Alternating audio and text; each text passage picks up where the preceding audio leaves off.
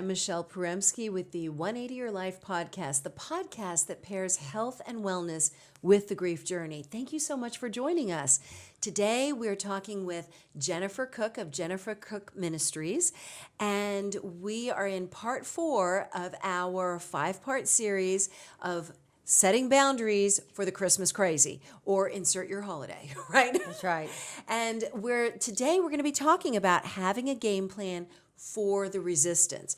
When you have to decide what boundaries what hill you're really willing to die on, and then accept the fact that there will be resistance, and having a game plan for the resistance. Right. So, Jennifer, what kind of story do you have for having a game plan?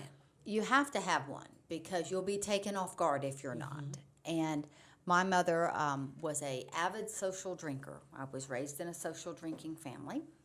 And it progressed. It progressed from social drinking to what eventually led, sadly, into alcoholism. But before it had hit that point, the social drinking had gotten more and more and more. And it began to feel like we had to almost be drunk before we were having a good time. Oh. And when I say we, I guess I mean her. Right, right. So, and you had kids. You had littles. I had young children. So the first couple of incidences happened. One was with my grandmother and my mom. They had come over to the house for a birthday party. And socially drinking is if you're a social drinker, and you know this, every event has a beverage. Okay. Mexican food, margaritas, birthday parties, I don't know, beer, pizza, right. beer, whatnot.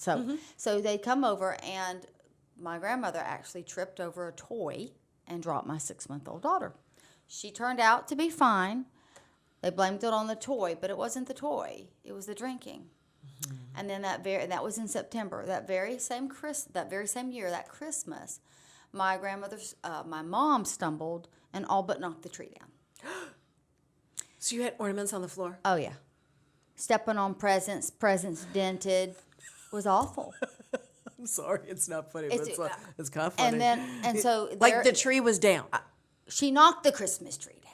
The tree was down. So we say now we're not going to be drunk and knock down the tree, but you know what? That was in 3 months. We dropped the child, knocked the tree down. Wow. Okay? It's not working. There's need for a boundary here. There's need for a boundary here. So we decided, my husband and I, that we were not going to have drinking in the house. Okay? We had been social drinkers for years. We had stopped socially drinking. Kind of a long story. It ruined my witness, and so God said, "Not for that." So we weren't socially drinking anymore, but we were okay that they had a drink here and there. Sure. But it had begun to be where every holiday was turning into drunkenness. We're stumbling, we're falling, we're slurring our words, our tongue's thick. It's too much. People are weeping or fighting. It was one extreme to another. You know what? It's not fun. It's not fun anymore. Okay? And I don't want that to become a norm for my children. So we set a boundary of we're not going to have drinking in the house. Well, glory be. You had thought I said we were going to sacrifice animals at Christmas on the altar in front of the downed tree, right? It was terrible. I said, okay, we're just not going to drink. What? Boy, that's just great. You have ruined my Christmas. But I guess it's just about you and your kids, not about anybody else. So I was so taken off guard by that. So I knew before we gave them the new boundary that it was not going to go well. I knew it. I just know my family. You know your family. You know what's going to go over. You know what's not. So we came up with a game plan. And the game plan was, number one, we expected nothing. When you have expectations and they're not met, what are you normally? Frustrated and angry. And disappointed, right? Yep. So I don't want to be frustrated. I don't want to be angry. I don't want to be disappointed. So we have no expectations. I know they're not going to like it. And guess what? They didn't like it. So you expect nothing. So I expect nothing. So Perfect. they came over, and I said the first time, I'm not sure really how we did the first time, to be honest, but I probably blocked it out. but more than likely, because I'm sure it didn't go well. But we began to say no drinking. So what happens was they just didn't stay long. And you know what I had to be? I had to be okay with that. So I can't get offended now Because the game plan is not for me to get offended because they don't stay, because they want to go home to socially drink. It is a part of their celebration of Christmas. That's how they like to do it. They like to sit around the Christmas tree and make a mixed drink, have a glass of wine. That's fine. I just didn't want it at my house. And you can see why. It wasn't going Right. well. We're dropping children and knocking down trees. Right. It's not going well. So the game plan for the resistance that I got was I had to be okay with them not staying long. Or if you're in somebody's house, then maybe you're not there as long. That's right. Right. That's right. And I also had to be okay with the snarkiness, the comments. Well, I'm over here just dying of thirst. I could just spit a cotton ball. That is It awesome. was constant. That is awesome. Well, I mean, the turkey's just dry. I guess I'll just drink water. It was always a reason to make a quip. But see, the expectation was I don't expect them to like it. Mm-hmm. I just expect them to obey it. And they did obey it.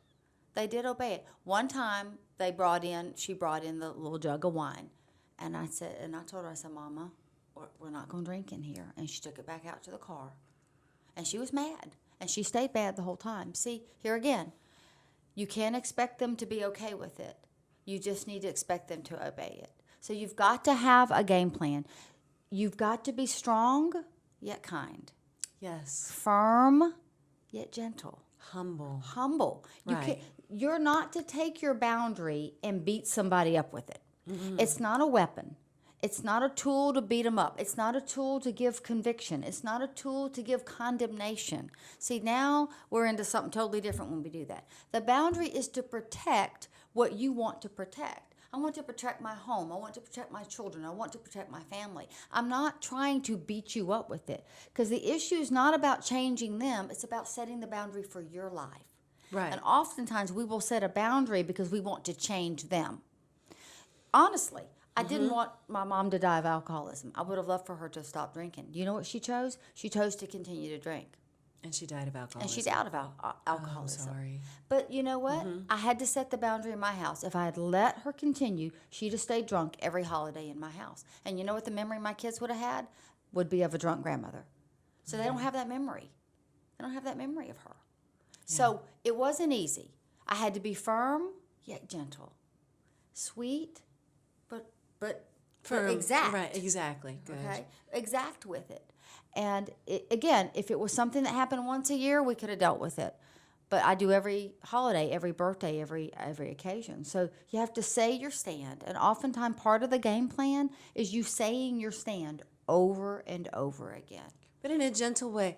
I love you, but I can't do this for the kids. That's right. Or we just have a boundary in the house that we don't do that. And if you're at somebody's house, then say, we really enjoyed visiting, and I got to get the kids to bed, That's or right. we got to get going. So that you can maintain the relationship, that you still have the openness of love, but you can maintain your sanity. That's right. And I think, a couple of things that I could add to that is, like I said in the last podcast, you could have a special little family time. You don't have to put all your eggs in one basket. I often say stack the deck for your success. That's right. And for me, that might be that as a widowed mom, I'm going to have an event with my children. That's right. And we're going to have the most amazing time together. And then we'll have a secondary event with family. And I know I'm giving away my secrets. And I love family. But that's what I really do. I love connecting with family. I love them.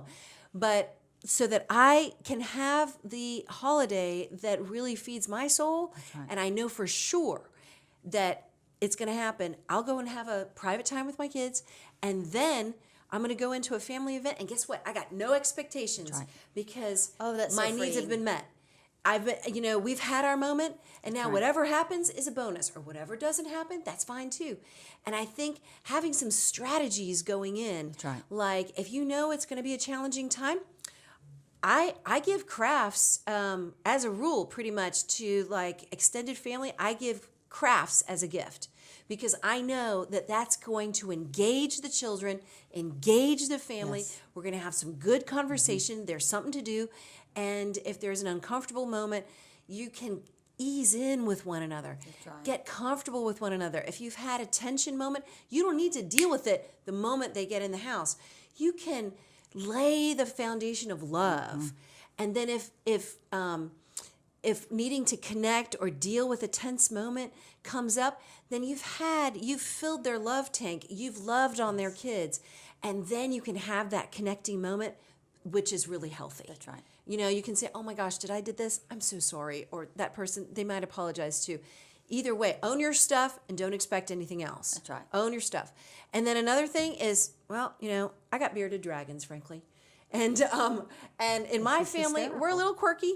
And you might bring a hamster, but sometimes I'll bring a fun little thing that the kids are going to love. And we just focus on that. And that way I ensure that, I'm going to be attuned to what the kids want and play with them, engage with them. And then who knows, eventually some awesome family members are going to come over and we're going to have a great conversation. I just let things happen organically. But I think when you serve the family, when you serve the kids, when you bring fun things, you are stacking the deck for success and not just leaving it up to chance. That's right. And keeping the expectations low. If you know Aunt Susie is ornery, she's going to be ornery again this year. Like, why do we have some expectation that a year went past and now she's going to show up and be this gentle, quiet, meek person? That's not who she is, right? If you know that your mother tends to be loud and raucous, she's going to come in being loud and raucous. Or if it was chilly and they ignored you, guess what? It's going to happen again. It's going to happen again. So keep the expectations pretty low. That way you're not disappointed at something. And keep them realistic. I think that's maybe low's not the right word. Maybe realistic is more the word. They are who they are. Okay, the boundary is not to change them. The boundary is to protect what's you and yours. Right? So that's important to know that. And be aware that you're going to probably have to continue to state the boundary. Exactly. Continue to say it over and over again. Continue, when the moment arises. That's right. When the moment arises. And you know what? And I had family visiting, and we had an awesome time. Okay, I did give a crafty gift, but that's just because I like giving crafty gifts, and it always gives us fun things to do. And I knew that it would be great, so don't take it personally. But anyway, at the end, they did such a cool thing. Their son's birthday was that day. It was the day they were leaving. We had a little birthday moment around that morning, and when they said, we're going to say 9 things about our son that we love about him. So they did. And I thought, well, I'm just absorbing that tradition. That's phenomenal. That's wonderful. And then they turned to us and they said, we're going to say 5 things about what we loved about visiting you. Well, giddy up to that.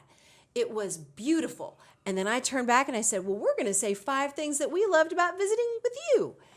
And we left it. The last thing you say to each other is the stuff they're going to remember. Oh, that's wonderful. Why not focus on the positive? You know what? We all got our quirks. I got my quirks. I triangulate my red ornaments. I do. And I'm sorry, but I do. Right? I fill in with others, but my red ornaments are triangulated. Deal with it. But I love you, and I'm going to give crafty gifts. That's right.